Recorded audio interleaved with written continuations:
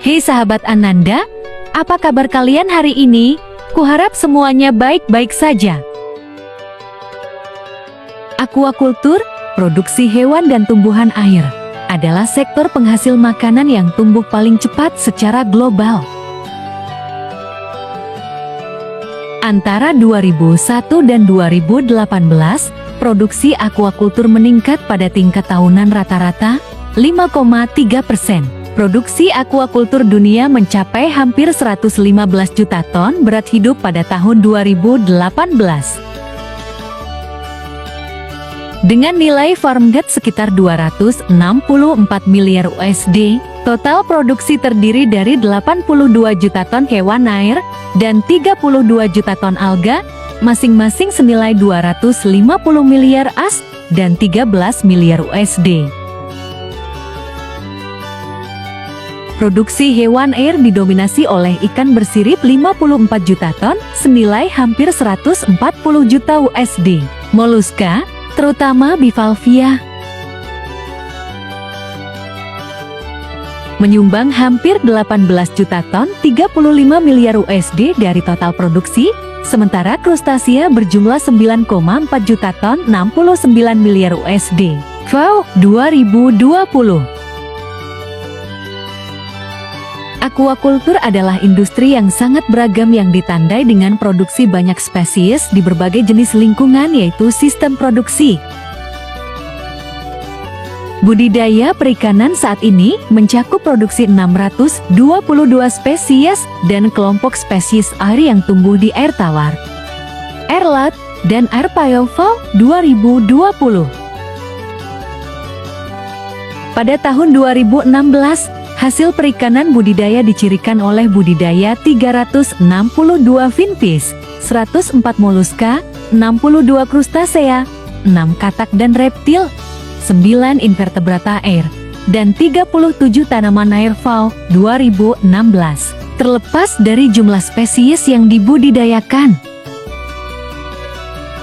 hanya sedikit spesies yang menjadi mayoritas produksi. Produksi ikan bersirip didominasi oleh 27 spesies dan kelompok spesies, di mana 20 spesies paling penting menyumbang hampir 84% dari total produksi ikan bersirip FAO 2020. Produksi finfish dan krustasea disajikan dalam tabel pertama. Secara regional, aquaculture didominasi oleh Asia yang telah menghasilkan 89% dari total volume global selama 20 tahun terakhir. Menariknya, sejak tahun 1991, Cina telah menghasilkan lebih banyak makanan akuatik daripada gabungan seluruh dunia FAO 2020. Namun, pada tahun 2014, 25 negara mencatat produksi aquaculture lebih dari 200.000 ton pada 2017. 2017, China memproduksi 64 juta ton atau 57,5% dari total produksi global. Negara produsen utama lainnya termasuk Indonesia 16 juta ton, India 6,2 juta ton, Vietnam 3,8 juta ton. Mesir, Norwegia, dan Chili juga merupakan kontributor utama aquaculture dunia dengan nilai produksi masing-masing 1,4, 1,3, dan 1,2 juta ton tahun 2019. Pada tahun 2018, ke-25 juta orang dipekerjakan di sektor aquaculture. Rincian regional produksi aquaculture disediakan di meja kedua. Aquaculture adalah industri yang sangat dinamis. Semakin pengecer besar dan jaringan supermarket menjadi pemain kunci dalam menetapkan persyaratan produk.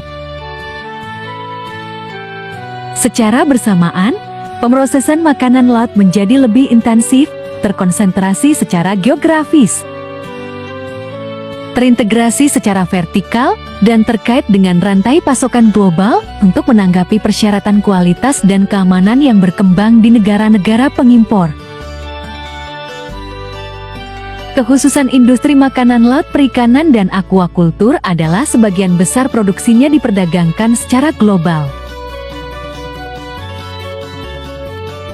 yang mengakibatkan kesulitan terkait dengan ketertelusuran, kualitas, dan keamanan produk. Aspek keamanan dan kualitas pangan diatur oleh kerangka hukum dan internasional yang kuat. Lebih-lebih lagi, studi yang diterbitkan dalam jurnal Aquaculture and Fishery Studies ditulis oleh Dr. Martin Jaffa yang mengatakan dia telah menganalisis data puluhan tahun tentang jumlah salmon liar.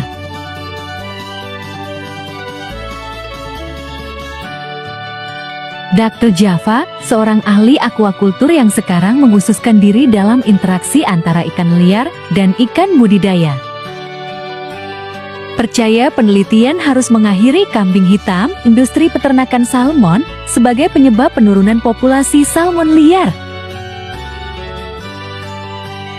Namun minggu ini, pelestari salmon dan trap liar menolak makalah tersebut dan mengatakan banyak penelitian terkemuka telah menemukan stok liar sangat terpengaruh oleh peternakan salmon. Dr. Jaffa mengatakan, makalahnya menganalisis data tangkapan batang dari tahun 1952. Memisahkan ini menjadi salmon Atlantik yang lebih besar, yang menghabiskan hingga 4 tahun di laut, sebelum kembali ke sungai, dan salmon grills yang lebih kecil yang menghabiskan hanya 1 musim dingin di laut.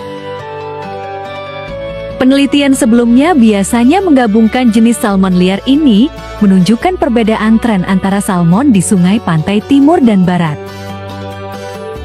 yang oleh beberapa juru kampanye dikaitkan dengan keberadaan peternakan salmon di pantai barat Skotlandia. Namun, Dr. Jaffa mengklaim data baru menunjukkan bahwa jumlah keseluruhan salmon yang lebih besar telah menurun di pantai timur, di mana tidak ada peternakan, sedangkan ada peningkatan tangkapan grills di kedua pantai. Laporan tersebut menunjukkan bahwa pola siklus yang dihasilkan dari perubahan suhu laut dan variasi tingkat pertumbuhan laut, karena itu menjelaskan fluktuasi stok salmon liar bukan keberadaan peternakan. Makalah tersebut mengatakan bahwa pola siklus ini dapat didokumentasikan sejak tahun 1740. Dengan tren yang menunjukkan bahwa jumlah salmon dan grills yang lebih besar melewati puncak dan palung yang berlangsung selama periode 50 tahun dan peningkatan proporsional baru-baru ini dalam grills di pantai timur adalah serupa di pantai barat. Dr. Jaffa, yang juga menulis blog Relaxation, mengatakan, analisis ini menunjukkan bahwa antara tahun 1952 dan 2010, tangkapan grills terus meningkat. Meningkatnya jumlah grills yang kembali ke sungai Skotlandia, berarti mereka tidak mungkin menyerah pada kutu laut setelah melakukan perjalanan ke laut seperti yang diklaim oleh beberapa pemancing. Dan dengan demikian, peternakan salmon tidak memiliki dampak negatif pada stok liar sama sekali. Tangkapan salmon besar mungkin telah menurun, tetapi mereka telah menurun di seluruh Skotlandia, bahkan di daerah di mana tidak ada peternakan salmon. Mereka yang peduli tentang menjaga masa depan salmon liar harus mulai mengatasi masalah nyata yang mempengaruhi salmon liar daripada mengkambing hitamkan industri peternakan salmon sebagai penyebab penurunan populasi salmon liar. Makalah berjudul Merge Data Hides Differences in the Catch Trends of Scottish Salmon menyimpulkan bahwa analisis yang lebih rinci dari data tangkapan salmon Skotlandia diperlukan untuk memastikan tren mendasar yang sebenarnya dari tangkapan salmon di sungai-sungai Skotlandia. Namun Andrew Graham Stewart, Direktur Salmonarian di Conservation Scotland, mengatakan kepada Vipret, Marine Scotland telah mengakui bahwa ada risiko dampak negatif di Skotlandia dan banyak penelitian di belahan bumi utara, termasuk di Norwegia dan Kanada, telah menemukan bahwa hewan liar stok sangat dipengaruhi oleh budidaya salmon, terutama dampak dari kutu laut. Studi-studi ini telah ditulis dan disusun oleh para ahli di bidangnya dan memiliki kredibilitas yang nyata. Dr. Java pada dasarnya adalah juru bicara dan pembela untuk industri peternakan salmon. Bukan kebetulan bahwa stok salmon liar telah runtuh di semua wilayah belahan bumi utara, di mana pertanian salmon terbuka telah berkembang.